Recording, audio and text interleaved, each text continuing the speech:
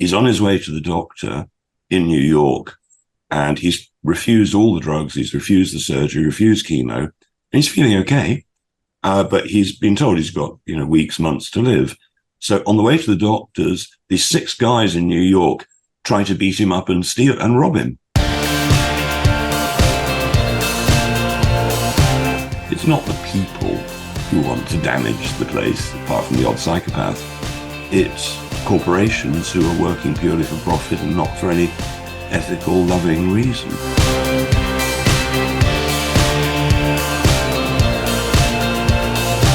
And I think that may be right. It just takes 20% and the others will follow.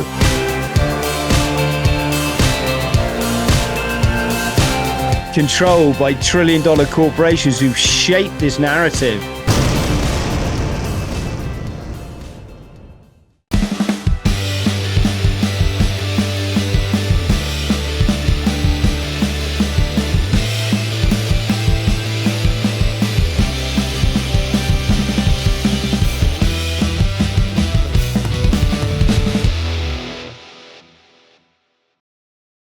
Clive, great to see you. I came on your show last time, didn't I? It was over a year ago.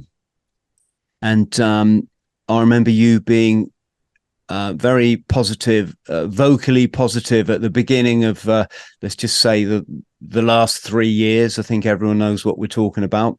And you were right from the start then offering solutions. But of course, the platforms that be don't really want people talking about solutions, and they kind of smacked you on the hand a bit, didn't they? And now you've gone on to, you're on Rumble, Odyssey, Brand YouTube, couple of others. Yes, good. But of course, the viewings that I used to get are now a tiny fraction of what they were. The challenge therein, though, for people like myself is, I spent about 12 years as an author. I think I managed to write 6 books in that six books in that 12 years. I'm a bit of a slow writer. And there was a trickle of income. One of them did really well. It was #2 bestseller in Hong Kong, which I was quite proud about. That's my Eating Smoke memoir, folks, which should be up there somewhere. And then one day I've been watching a lot of Joe Rogan. Back in the early days of Joe Rogan and the early days of the tube, things were a lot freer. You could talk about pretty much anything you wanted. So Joe would talk about like the moon landings and all these kind of controversial subjects, and they were great. And one time he had a Navy SEAL on who'd swum from somewhere silly, like, we're just looking at the map, I don't know, Oahu to Hawaii or something, punching sharks on the way. And I just loved it, Clive. I'd be out doing a bit of gardening or whatever it might be, and just listening to these incredible chats with the sort of people I'd want to associate with, I want to have a good yap with. And so I just started talking into that camera up there. In fact, it wasn't that camera. It was a rubbishy old 720 Logitech that I had, and I'd started talking about a few experiences, traveling the world, flying aeroplanes, this kind of stuff. And then I started to talk a bit about my military experience, and boom, there you go. That just hits the algorithm. Why? Well, the truth is because you're talking about war, and they like war, don't they? Sorry to say it, folks. It's just the truth of the matter. It's why I call it the evil algorithm. Things changed for me then, Clive. I started to get invites for public speaking. So I went from someone that really didn't earn very much, if anything at all, to companies paying you silly money, like £2,000 to talk for 20 minutes. It didn't happen a lot, but you could see the potential was there had I wanted to go down that avenue. And then you start to guest on other people's shows, and then you get a lot of positive feedback by sharing your story. And then when I did my charity stunts, such as running the length for the UK, you've got a platform on which to discuss it, and And we're now at the stage where I can pay Pay our wonderful editor, Luke. It's not a fortune, but it's more money than I thought I'd get on YouTube when I had 1,000 subscribers, put it that way. So the point I'm trying to get to is we've started up on Locals and we've got some great support there, and we can have a lot freer chats there. I never know how free they can be before they come for you, which we saw with Rich Hall recently. Like, if I wasn't on YouTube, like where would I be? Because we got, after 3 years on Rumble, I think we've got 500 followers or something. Yes, we're all kind of trapped a bit, aren't we, by the old algorithms and stuff. But I tell you what, if I could pay all the bills tomorrow, Clive, I'd just go over to Locals. But even I don't know if that would work, because how do you promote yourself on a relatively unknown platform? We're all a bit slaves to the machine, are we not? Well, the tube thing is a typical divide and rule strategy, isn't it? You get everybody in one place, so you know who they are, then you kick them off, and now they've got 20 choices to go to, and you've divided them, and they've more or less disappeared. I mean, occasionally somebody pops up in my consciousness. I haven't seen them on the video for ages. And you suddenly realize actually you've just forgotten completely about that person. And you don't even think to look for them on Rumble or wherever. On Rumble, I found it very difficult to find people. If I put my own name in, while I've got hundreds of videos up there, it seems, I may be wrong, but I think you've got to use Rumble to actually get your stuff to the top. I've been using BitChute, but loads of my videos have been taken down from BitChute. They're not meant to do that, but they have been. It usually pops up, say, this content is illegal in your country, whatever that means. The floor is open. We're here to chat about solutions, aren't we? Perhaps I could mention what, the supplements that I discussed that got me taken off the tube in the first place. Would that be useful? Yes, if we can phrase it in a way that's not going to get this video removed. No, quite. Well, it was the beginning of the thing in 2020. And my view, well, I mean, let me tell you just my own story very briefly. I don't know, 18 years ago or something, I started reading about vitamin D. And I used to get colds every year, 3, maybe a flu, whatever that is, and vitamin D. I realized, well, I'm only getting these colds really in winter, or if I'm inside a lot, which I wasn't. So it's really winter. So I started taking vitamin D, and I've basically never had a cold ever again. That was all it was with me. I obviously had enough vitamin C and some of the other essentials, enough zinc or whatever. So for me, that was just huge. And I mean, £20 for a year's supply, and I only take it when I'm not getting sunshine in winter primarily, because I'm so an outdoors person, really. But the big one I felt was vitamin C.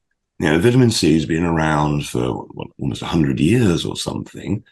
And the very first time, if I use naughty C words, like cure or something like that, I'm spelling it with a K for legal reasons. So the first time I saw, let me be really subtle, the big K, some people might say the big C, right?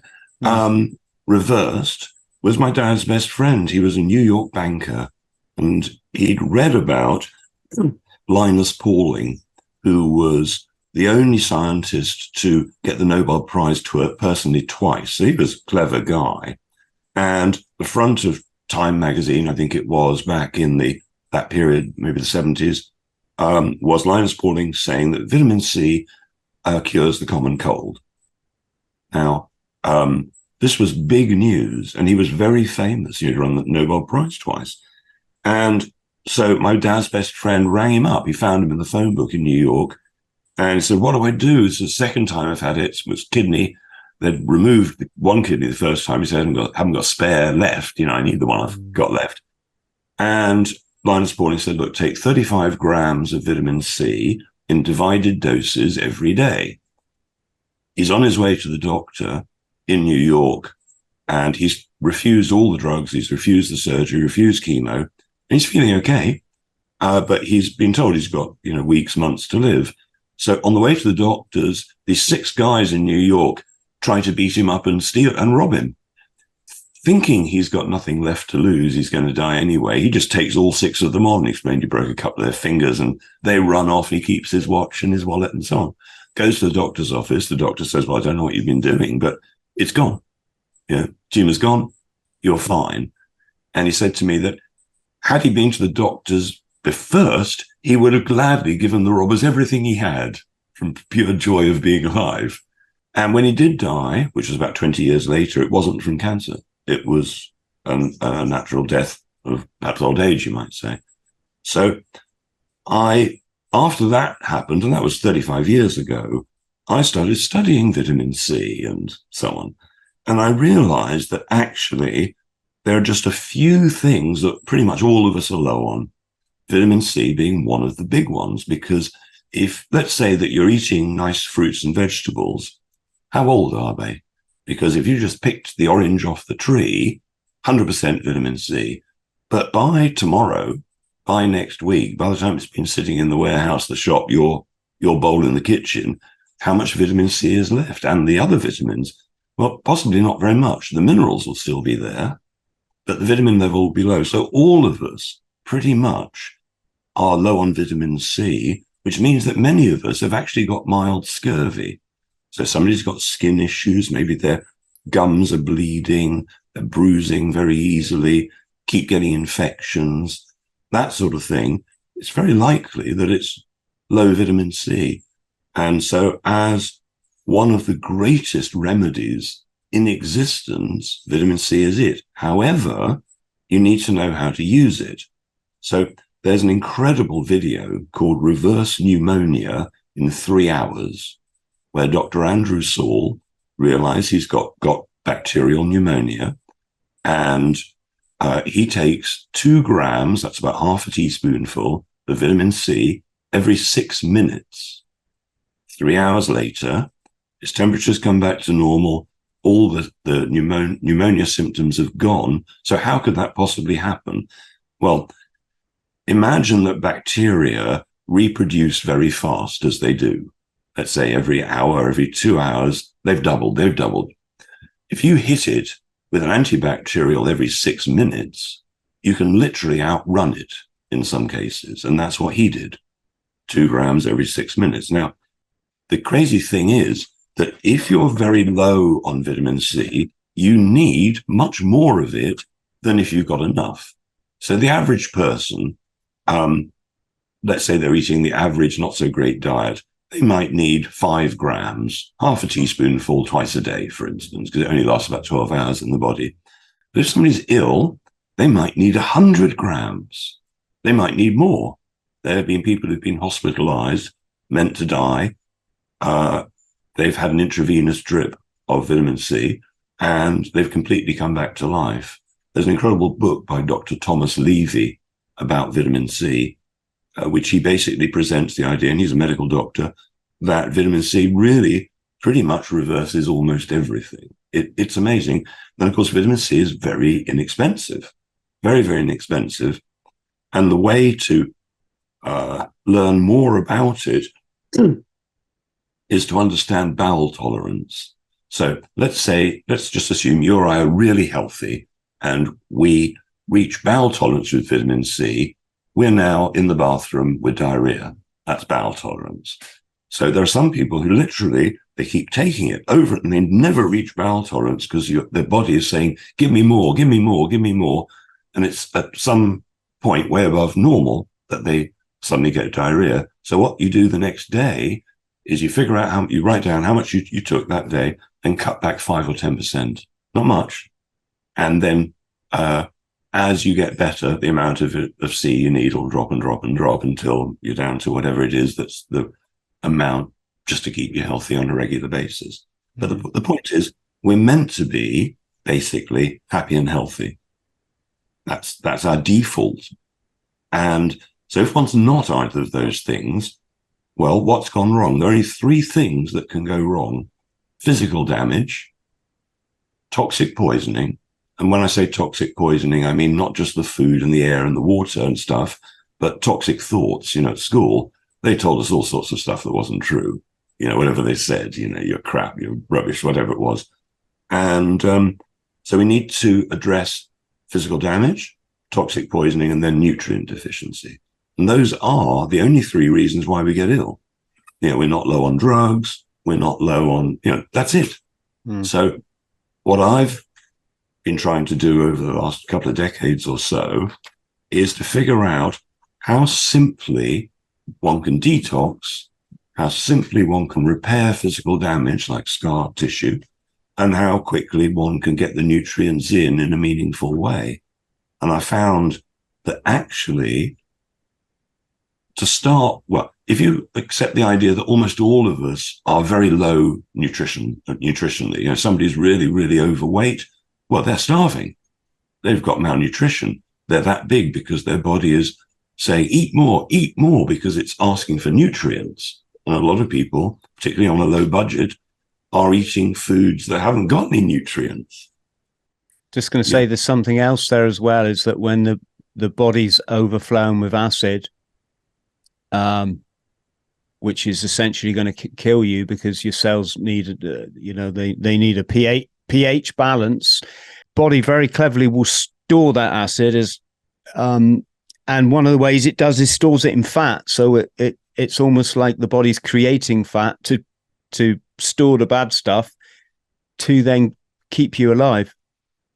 Well, that's 100% right. I mean, if you've got toxins in your body, whatever type it may be, acidic toxins or just chemicals or whatever you've ingested, where would the body park it? Well, you don't want to park the toxins in the brain or the heart, so dumping it in fat is the perfect place to park toxins that the body can't get rid of. So it sort of makes sense that way. So, I mean, let's start with the physical damage. There are a number of materials that will reverse physical damage. For instance, MSM sulfur or DMSO.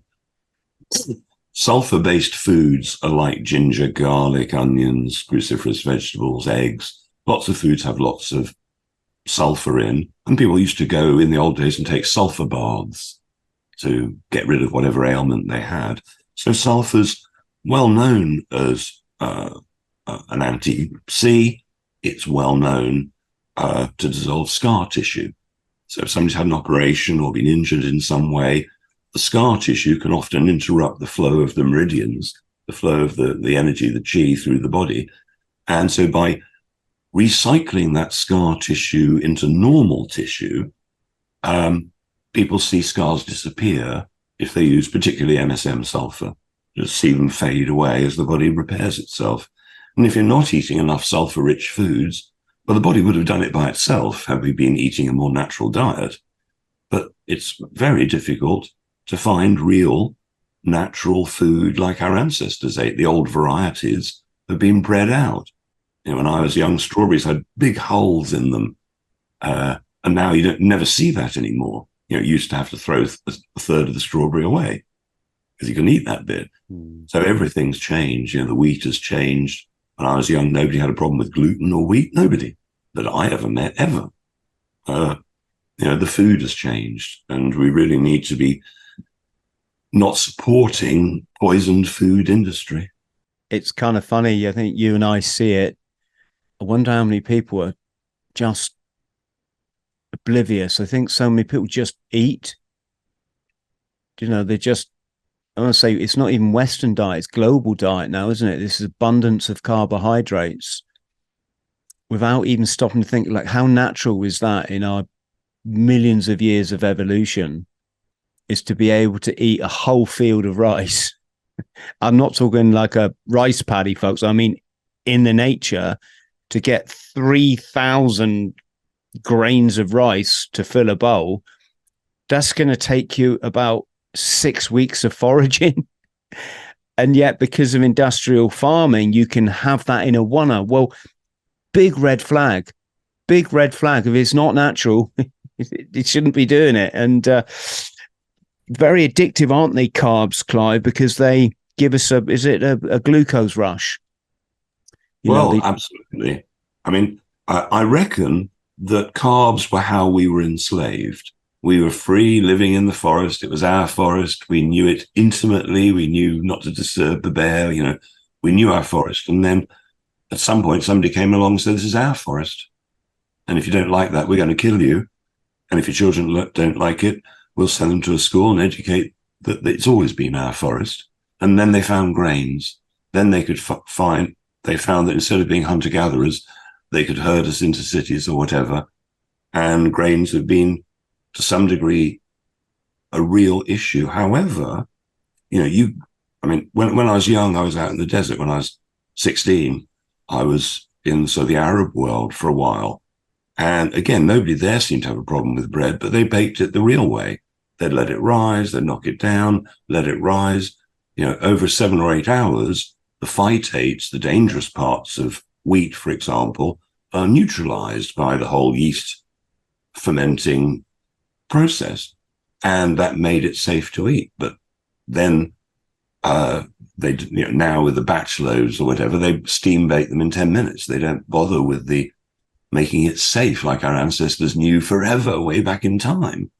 And, in the Middle East, when I was there, then that was, 70s, I didn't see particularly overweight people, and they ate loads of bread. The smell of baking bread at 4 a.m. was fantastic. So then they changed wheat, didn't they? They hybridized wheat. So they actually changed the chromosomes of wheat to make, when I was young, wheat was that high. Now it's down by your knees.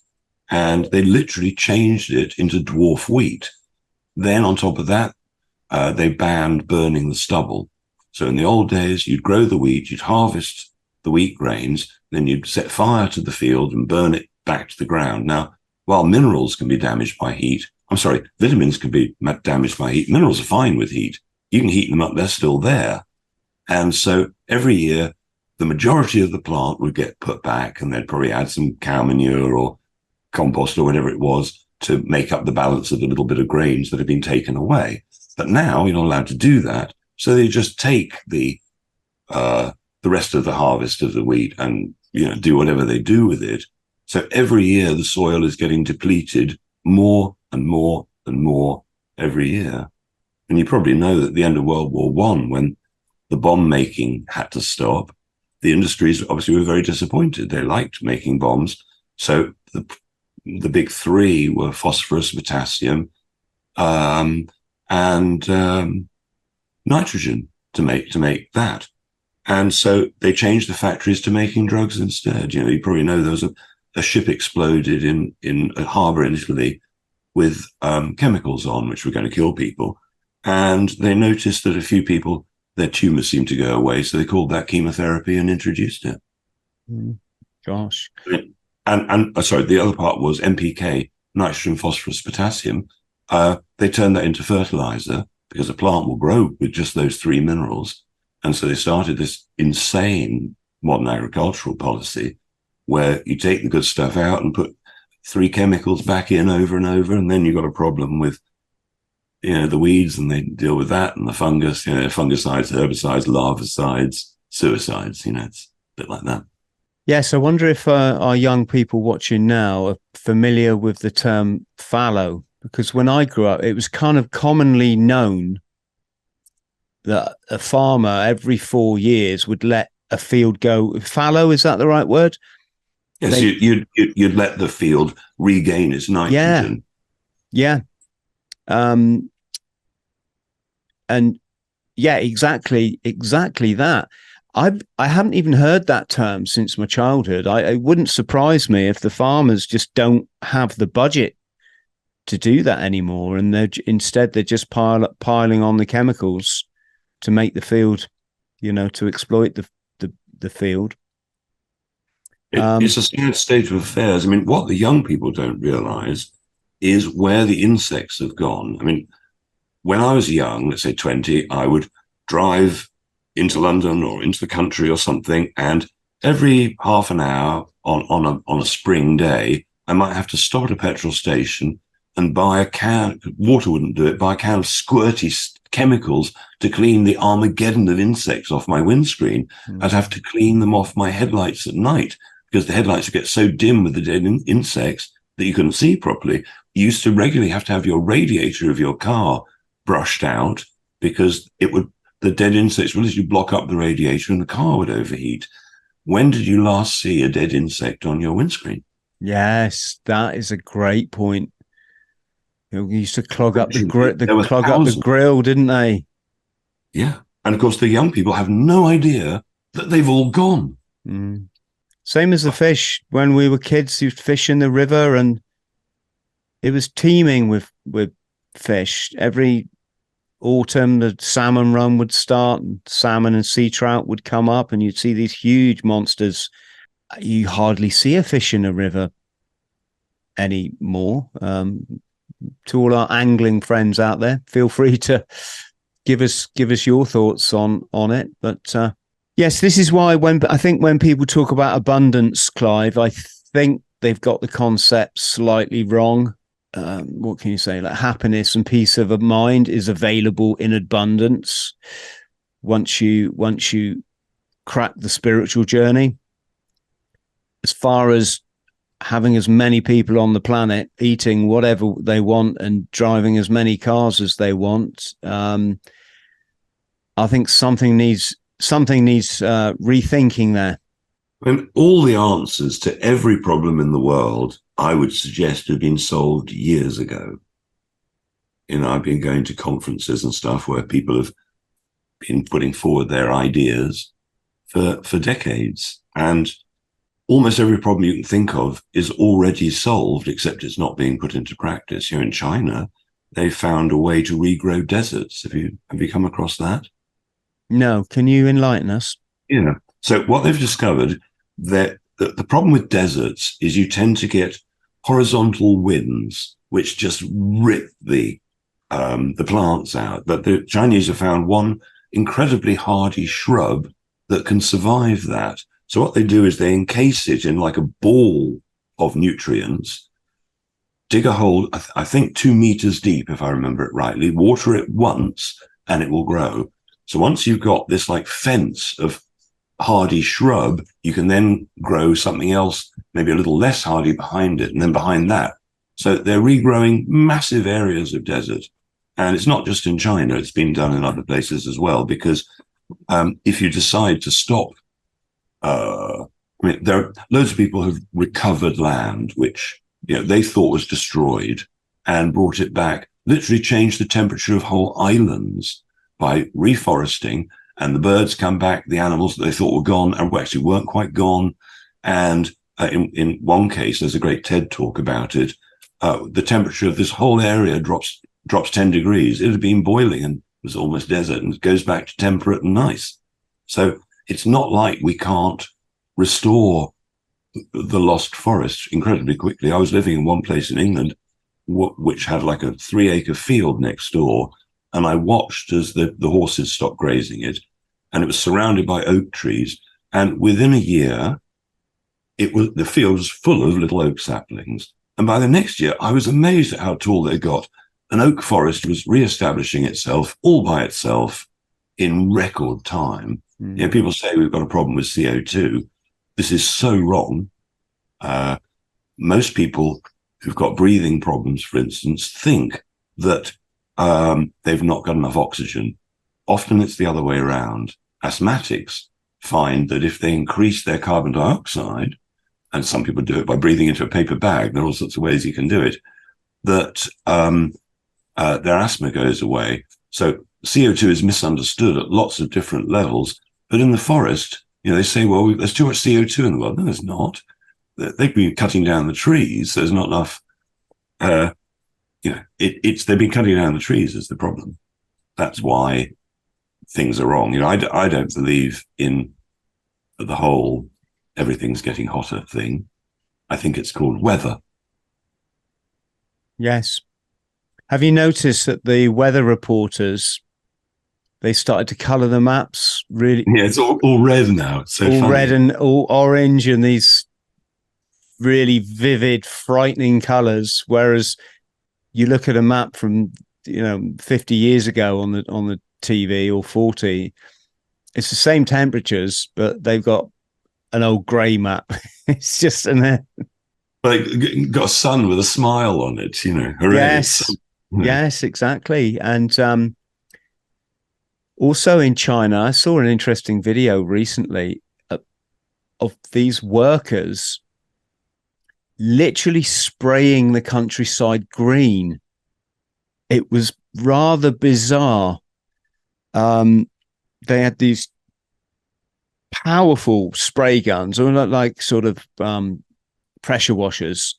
They had these drums on their back, and they were walking along painting the countryside. And I think one of the theories offered up is that in order to, reach their sustainable quotas or goals or whatever the case may be, each region of China has to, achieve these certain markers, and the government inspector will come round to see. And one way to get around to say, yes, we've got all this natural regrowth is they just paint all the dead stuff green, which kind of defeating the object. Clive, do you think things went wrong for mankind when we became so clever in our big brains that we could take the ore out of the rock?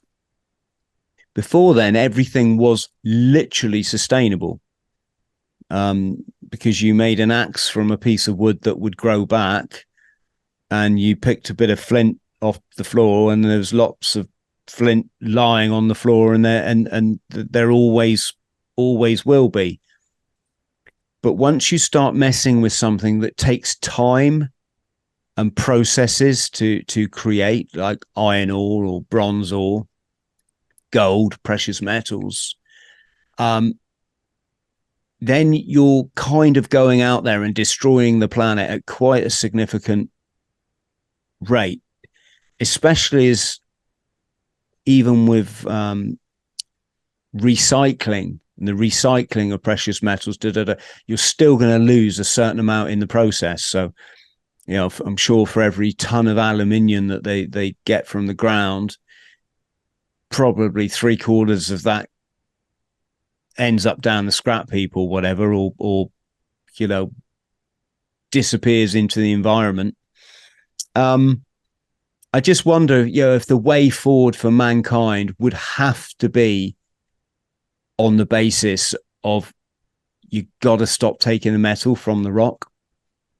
I know some people will say, no, it's sustainable.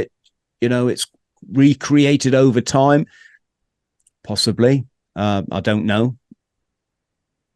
But when you see the kind of size of the slag heaps in places like Johannesburg, these huge mountains that are thrown up from tunneling for gold, this constant quest for gold.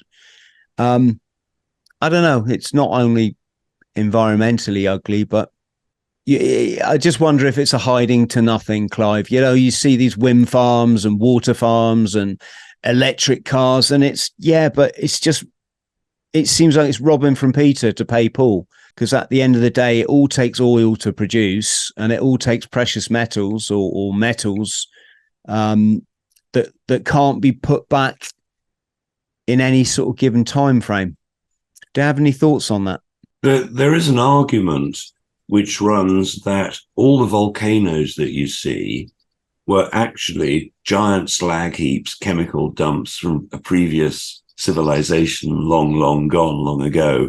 And the fact they explode from time to time in a volcanic eruption is chemicals from one of our past resets, conceivably. I mean, that may be absolute rubbish, but I think the point is that actually there are 4 or 5 things that need to happen for change to occur. I mean, some people say, well, look, because most people just go along with the flow, it takes 20% of people to make a real change in the world. And I think that may be right. It just takes 20% and the others will follow, because there are a few things that will help people go along with a good idea. A basic one is money, of course, which is why we're controlled by lack of money. The lie is the love of money is the root of all evil. And of course, because everything in this world is inverted, if you like, the satanic idea is to invert everything. So black is white. So instead, it's wrong. The love of money is not the root of all evil. The lack of money is the root of all evil, because that's how we're controlled, with the lack of money. So everything's upside down. So I reckon, what if we made these changes?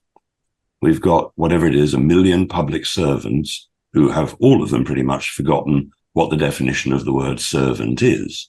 So what if we remind all the public servants, that's everybody in power, so to speak, that they're there to help us, to serve us. So stop fining us, punishing us, robbing us, extorting us, locking us up.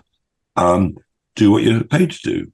Be a servant. So the parking warden helps you park, that kind of thing. Then corporations have personal directorial liability. So if you're the director of a corporation which is doing terrible things, you personally are responsible. That change would change everything, because it's not the people who want to damage the place, apart from the odd psychopath. It's corporations who are working purely for profit and not for any ethical, loving reason. So then, is there anything wrong with Parliament?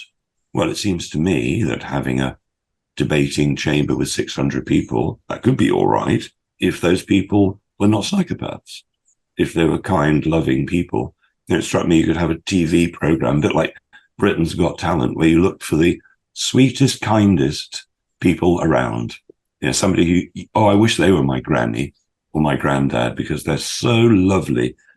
And, you somehow, maybe you've got to co-opt them into, I know you don't want to help run the country, maybe because you're such a nice person, you wouldn't mind for a few months or a year or something. And we just change, because we can't change the system within the system. We have to come up, like Buckminster Fuller said, with an alternative that's way nicer. So I see one of the ways is at local level with the council.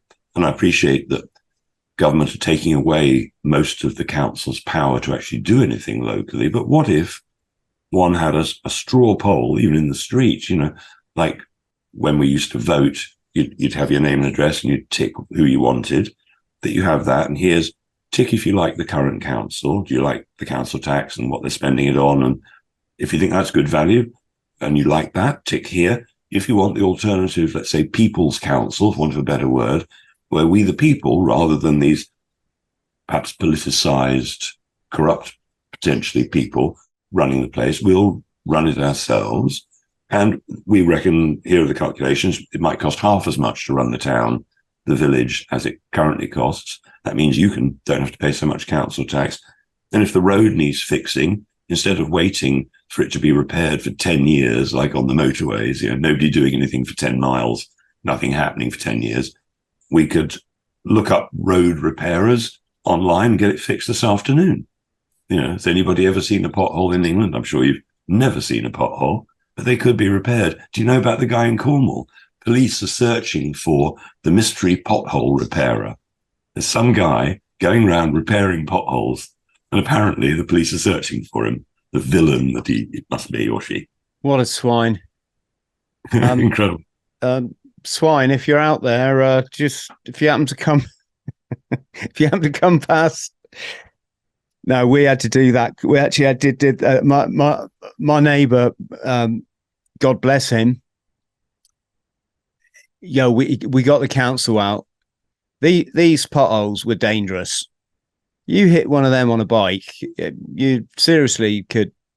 And it's just the fact that it's a decaying hole. It's deteriorated. They just get bigger. But the council won't come out unless they're deeper than a golf ball. And they came out for one, Clive. They filled one. My neighbour was straight out.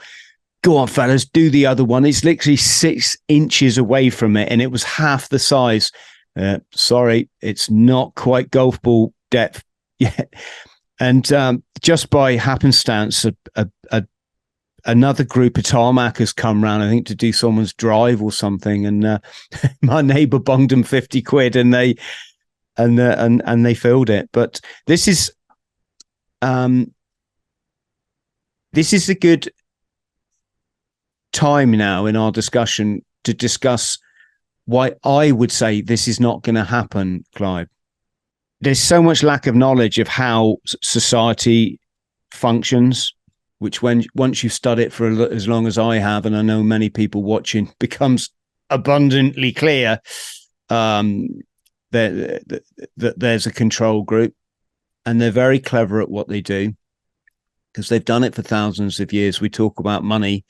They corrupted the money system, gosh, I think 6,000 years ago in the Middle East, and changed it from a simple system of exchange to one of greed, profit, inflation, interest, corrupted all the kings, the queens, the leaders, the political leaders, the religious leaders, all along. You can see how they've all become corrupted. No longer is their job to look after the people. Their job is how much gold can they get in their cellar. And this is why you see royal families say nothing during 20 years of illegal conflict. This is why you see politicians and royalty say nothing when trillionaire corporations are, can we say, going after the people. Say nothing much more there. And how they all go along with it, and all the celebrities jump in and do adverts, don't they? Oi, if you don't get this for you and your family, you're the problem. You're going to bring the world to an end. And what I think I've come to realize, Clive, is they're very good at keeping people in their lower state of being. So a low state of vibe, a low frequency means they keep people trapped in their ego. They keep people trapped in this physical, what has been referred to as delusional self. Because essentially at the end of the day, we're all a manifestation of the universe. So we're the universe experiencing itself subjectively. That's literally what we are. So the notion that Clive is different from me is ridiculous. He's me in another body. He's universe in that body. I'm universe in this. Therefore, it's in my interest that Clive does well, and he's happy, essentially happy. It's essential for the sort of, if we call it the karmic record. So that's the global community, that we're all happy and that we're all thriving. And I don't mean greedily. I'm not talking about we've all got 25 homes and 7 Porsches in the driveway. That's not. You hear a lot of talk, Clive. I listened to, a lot of the chats going on. We mentioned before we started recording a lot of people coming to this at an older age. So my age or 10 years older, whatever.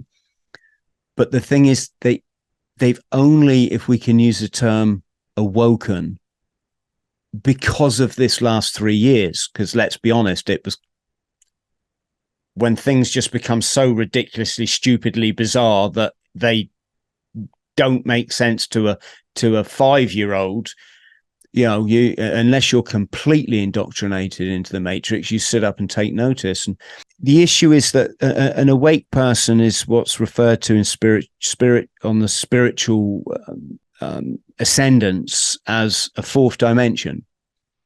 So as an asleep person, or as the matrix, as we kind of jokingly refer to it, is a 3rd dimension person, someone that actually thinks they're real, that Chris Fraud is so important.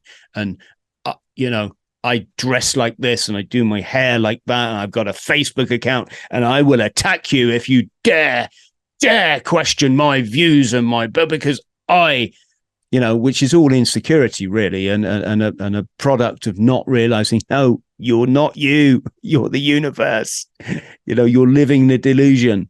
You're trapping yourself into a low, frequency way of being, and you're part of the problem. And a lot of these kind of people, very good people, Clive, that have awoken this last 3 years, they're what's referred to as 4th dimension. And by that, how do you define a 4th dimension person as opposed to a 5th, which is enlightenment? Is that a 4th dimension will always dip back into the matrix to make sense of life and to suggest ideas. So this is why you hear people say, oh yeah, we've had 3 years of this and 3 years of, if we can just get rid of that Rishi Sunak, yeah, and get that nice Boris Johnson back, that will fix it. You can see the trap there, not understanding, no, all of these politicians are low vibrational beings. They're driven by their ego self. They believe the amount of money in their bank account equates to what a good person they are. Whereas for us spiritually enlightened people, we understand it's getting away from all of that, being happy to have a roof over your head, and, transcending the material 3D 5 senses self, in which you think that, the amount of gold you've got in your basement equates to what a good person you are. And this is why so many people die unhappy, or they don't even make it that far, because some of the richest people on the planet and some of the most successful celebrities take themselves out of the game. And this is the thing, Clive, and this is what I wanted to discuss, because you mentioned, the very first thing you said to me when we started talking was health, that it starts with our health. And yes, it does, but it starts with our physical health. It starts with our mental health, which obviously we know are inextricably linked, but it also begins with our spiritual health.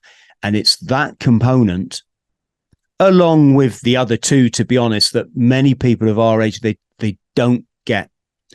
They're not prepared to swap their steak and chips every night, and their fish and chips on a Wednesday, and their pork chops and and their 3 peas on the side of the plate, or the little bit of broccoli that just gets thrown.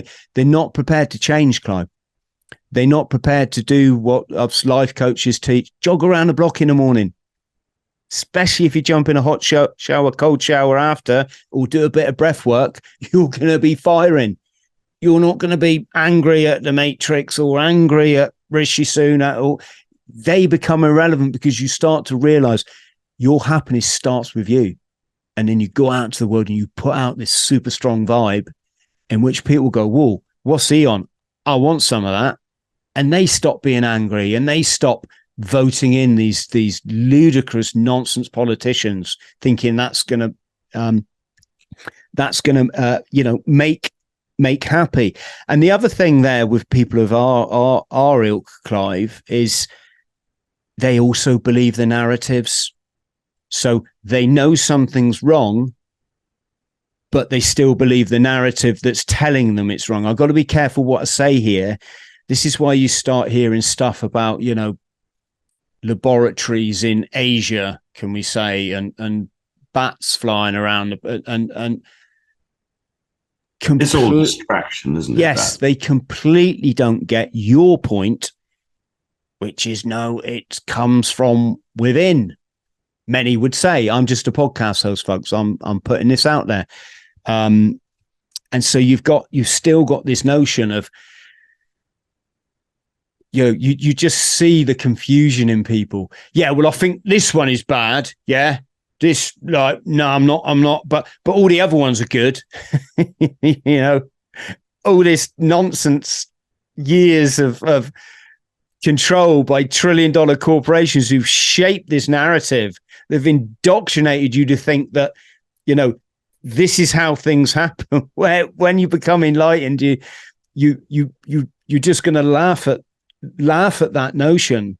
Especially you're going to laugh when you see people, putting silly things on their faces, thinking that they're Captain America and they're going to save the planet. So spiritual battle, Clive, is this, what's your take on it? Well, we're taught to follow the income, right? Follow the money. That's what we're taught. But obviously, if you reach a certain level, I hate to say enlightenment, but, waking up, that you realize actually it's the outcome you want to follow, not the income. So most people are doing a job they hate because they perhaps haven't dreamt enough. I mean, I believe that because everything is one, I agree with you. We're each other expressing ourselves as the universe expressing itself as us. I think that if people actually say, well, look, what if nothing mattered? What if my parents didn't matter? What people think about me didn't matter? The money didn't matter? The fact that I haven't yet got the talent necessarily doesn't matter. What would I really like to do? What is my ultimate dream?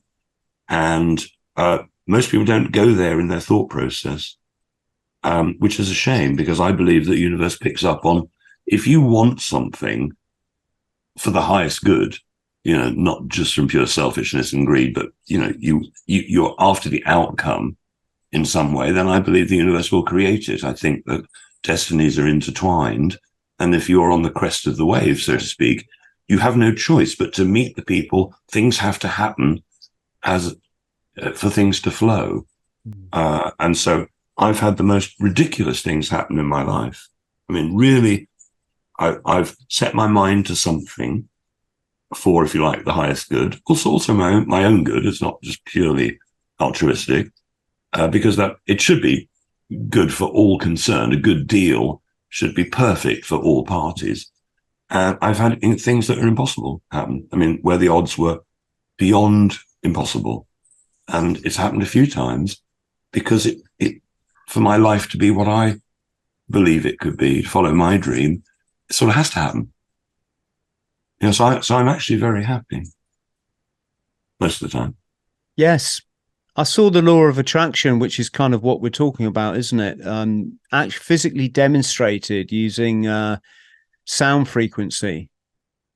I can't quite remember the experiment, but I know the guy had like those tuning forks, and he donged them, and he had one set of forks that resonated at a certain frequency, and there was a ball that was resonated at another frequency, and he donged this one and the ball just stayed there.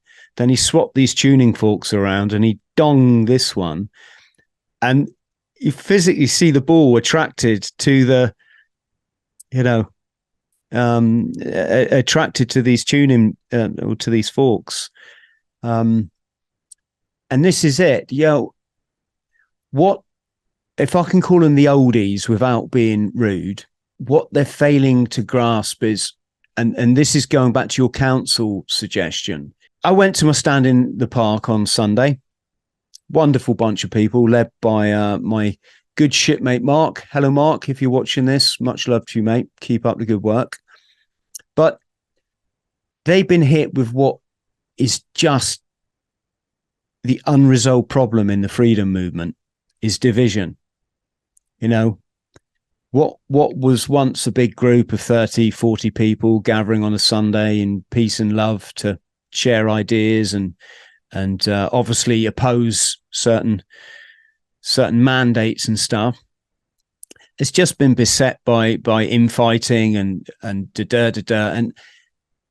it was the same when I was going up to London as part of the sort of protests for the last 3 years and stuff. Is God, the division within people that you'd think are going for the same goal, that want the same thing, is so silly. And it comes back to what I'm saying, Clive.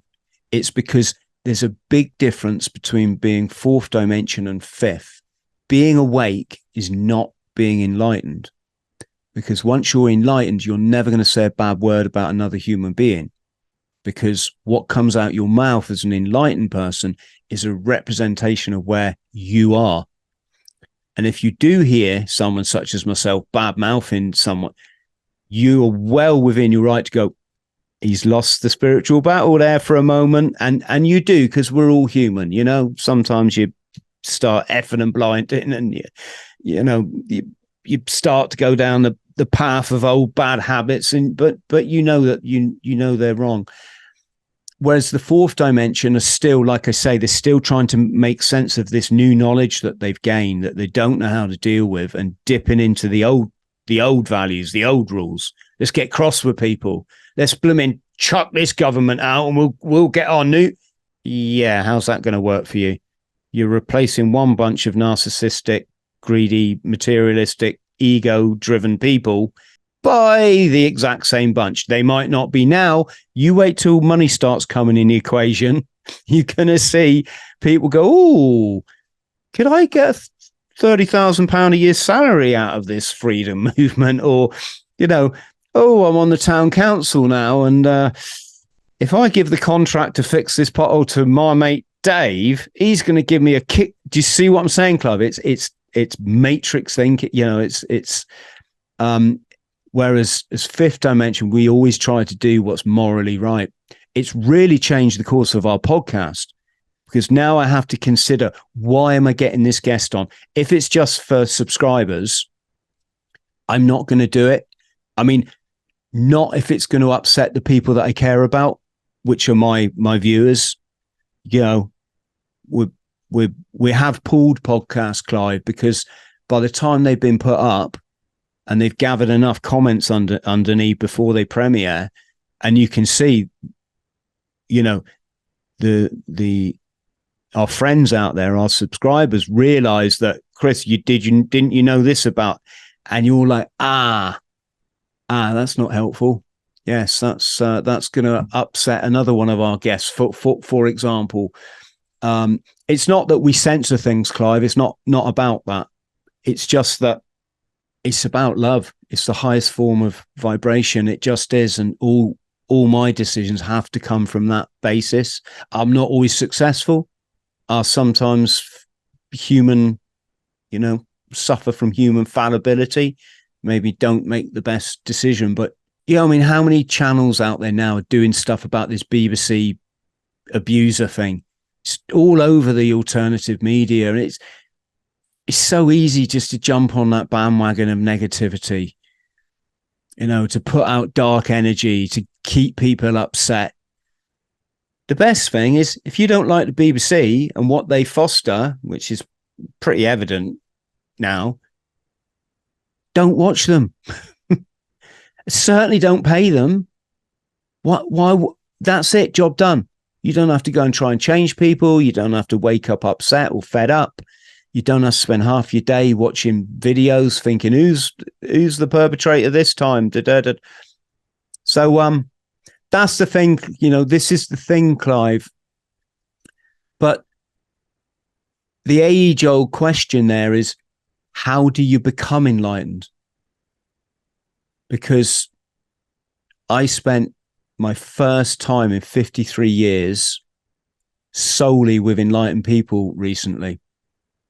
There were 4 of us in total, and we didn't have to explain ourselves to each other.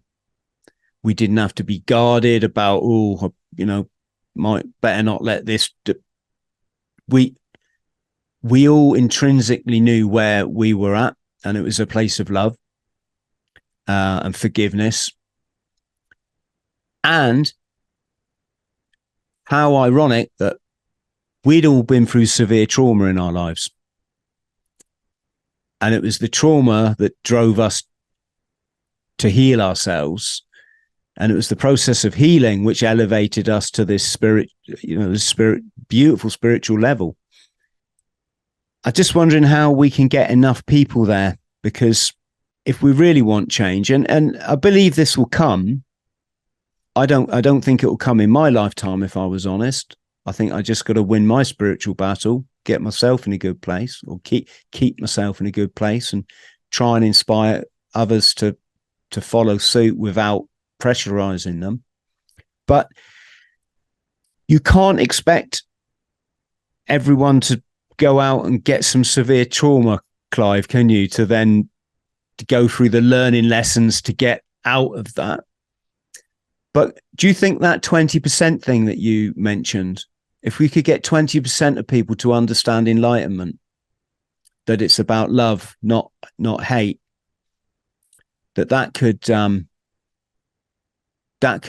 affect our destiny as a humanity?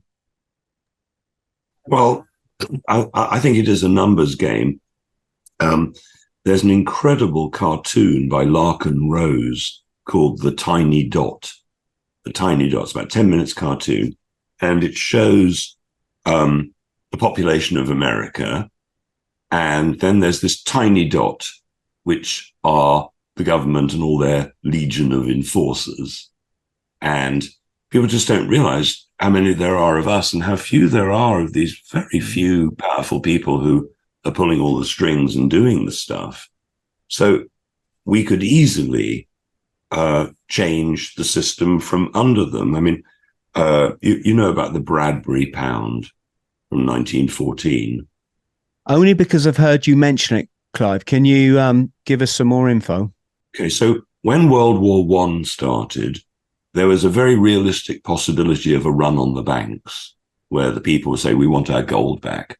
But because of fractional reserve banking, obviously they lend out way more money in paper than they actually have. So the government and the Bank of England were really very, very concerned, so much so that they took a drastic step and they closed the banks. Long bank holiday, nobody could draw out any money or pay any money in. And a few days later, they printed new currency, totally new currency. And they're very worried because maybe the people wouldn't accept these new paper notes, different to the old ones. So on day one, they reopened the banks. But on day one, they'd only had time to print the notes on one side. And they called it the Bradbury pound because whoever, Secretary of State or whoever happened to be called John Bradbury. And they're huge collector's items, these one-sided printed notes. The second day, they were able to print them on both sides, and the people accepted them. They accepted this money as a new currency.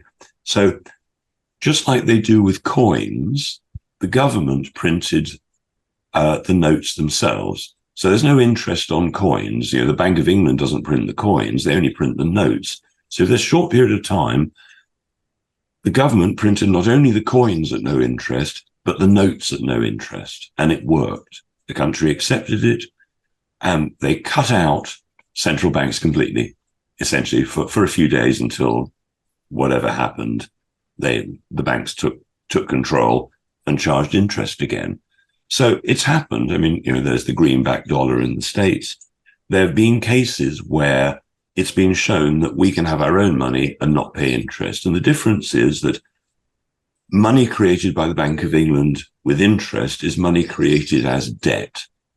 They print the capital, but they don't print the interest.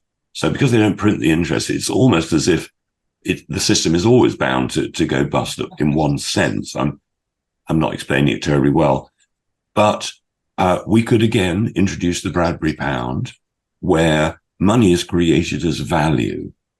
With the greenback dollar, the government was able to fund all sorts of ventures to put infrastructure, because when in 1914, the English government were able to raise this money against the value of England or Great Britain, because all the farms, the buildings, the infrastructure, the bridges, England is an incredible asset which you can borrow against. So you can create money as debt or money as value. And this could happen tomorrow, just like a switch could be switched if people were talking about it. Not many people are talking about what's happened in the past. And because people don't learn from history, they get fooled over and over again. So there are lots and lots of answers. Another one, just going back to the potholes in the roads.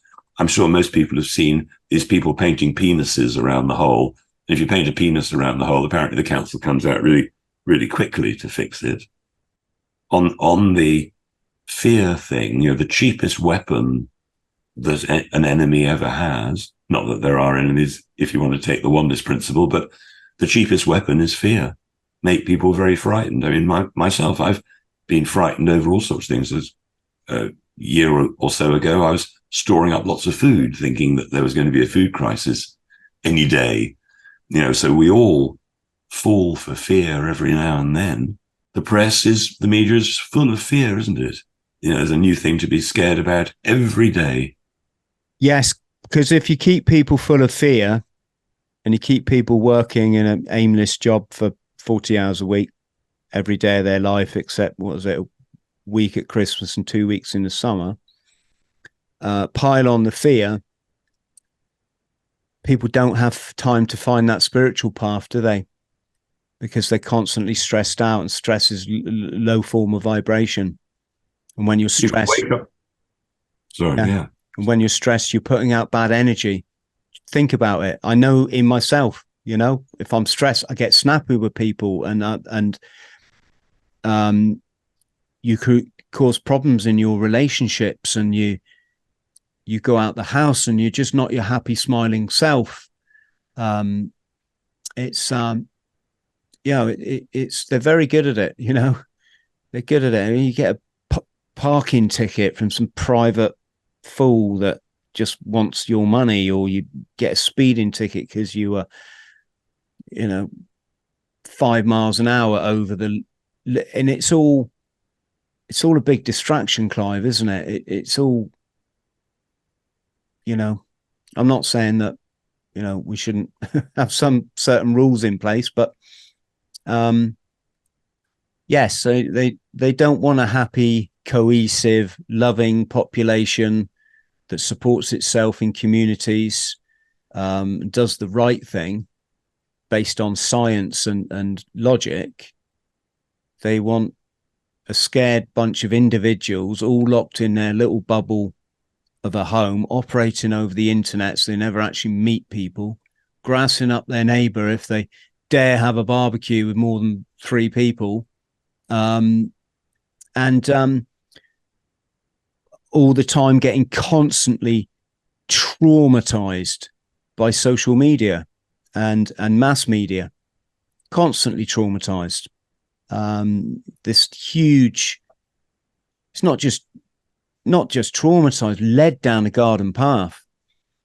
I mean, you look at something like Instagram, and again, yes, I've got an Instagram account, but I have one for business. It's very weird and wrong that young people have been sold on this as this narcissistic platform that's somehow going to make you happy. It's just so damaging. They've confused pleasure with happiness. So that the adverts say, buy the new whatever it is and you will be happy. No, buy the new whatever it is and you'll get pleasure being a sort of visceral type of thing. But happiness is different. So people seek pleasure and that boosts their dopamine levels.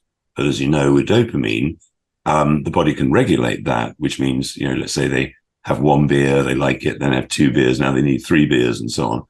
So pleasure is dopamine and the brain can downregulate dopamine, but happiness is primarily serotonin and the brain doesn't downregulate serotonin. You can't have too much happiness, right? You can't be too much in love or, nature is fabulous. But there is one thing that turns down serotonin, which is dopamine. So the irony is the more pleasure you seek, the less happy you can get. Clive, on that note, I think we've had a great chat. We're trying to keep this podcast a bit shorter these days, just because we could chat all afternoon, couldn't we? But again, coming back to shorter attention spans and shorter time, we're keeping them a bit shorter in the hope that more people will watch them. But I look forward to chatting again, sir. Well, I would love to. I think if we can be positive and come up with decent, workable ideas, that's a good thing. I'd like to talk more, perhaps another time, about the solutions to lots of health issues, because, I was hospitalized 38 years ago. They said there was no hope for me. I couldn't walk or get dressed or anything. And here I am fine. The doctors wanted to give me drugs. That was crazy. So actually getting healthy is quite simple. Yes, and incredibly important. Well, absolutely. Yes. So can I plug my websites? Hey, absolutely. And sorry, Clive, I meant to say we'll put all your links below. So folks, if you want to get in contact with Clive, if you want to look into supplements, all the details will be below. What are we at? clivedecarle.com. That's what I was going to say. Yes. Then I've got another one, which is called secrethealthclub.com. When I got taken down the first time from YouTube in 2014, I shoved everything there that they don't want you to see, basically. And it's grown over the last 10 years or so. I've got 1, 2, 3, 4, 5, 6 of your products, which we take religiously. I'm not going to show them on camera, folks, because that will be misconstrued as I'm plugging it, which I sort of kind of am, but no, you're all free thinkers. You make your own minds up in what you want to do in life. Clive, let's stay on the line just so I can thank you properly, but let's chat soon. Massive thanks for coming on the show. To everybody at home, I hope that provided some solutions rather than just doing the fear mongering and the wandering around like everyone's lost in the wilderness, thinking that, if we get Boris Johnson back, it's going to fix everything. I think what we're all finding is it starts within, doesn't it? We want some happy campers out there. And I think that'll be a good start. If you can like and subscribe, if you can consider supporting our Patreon, we'd really, really appreciate it. Links are below. Look after yourselves. Much love. See you soon.